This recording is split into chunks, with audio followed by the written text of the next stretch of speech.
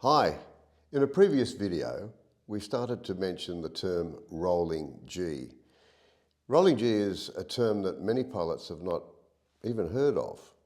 So let's break it down.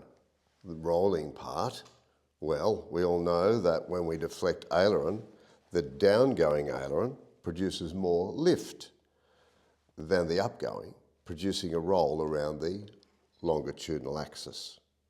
Now let's talk about G, G-force, or load factor.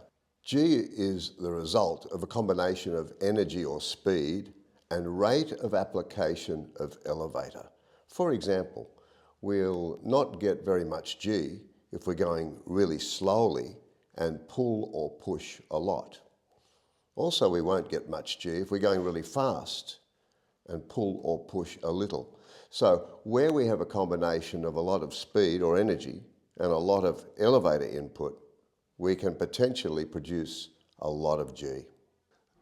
The most likely time that we'll find ourselves with a lot or an excessive speed is when we are descending and accelerating.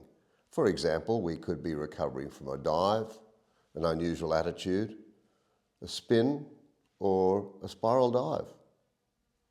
If we apply aileron while we are descending and accelerating and pull G simultaneously, the wing with the downgoing aileron will be experiencing more force than the wing with the upgoing aileron.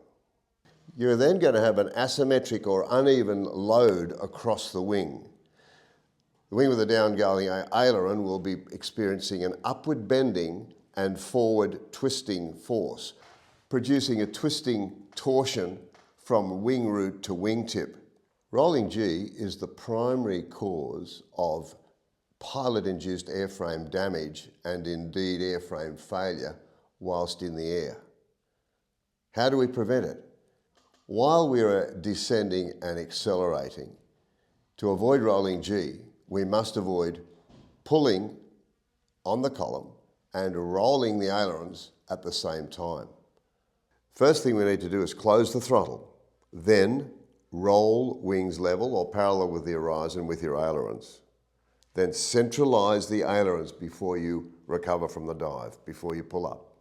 That way you can avoid asymmetric or rolling G. In cases of rolling G, there's an old rule of thumb that's often used. It's called the 2/3 rule. What that means is that if your aeroplane is normally stressed to, for example, plus 6G, it'll only handle 2/3 of that, being plus 4, before it can possibly be harmed.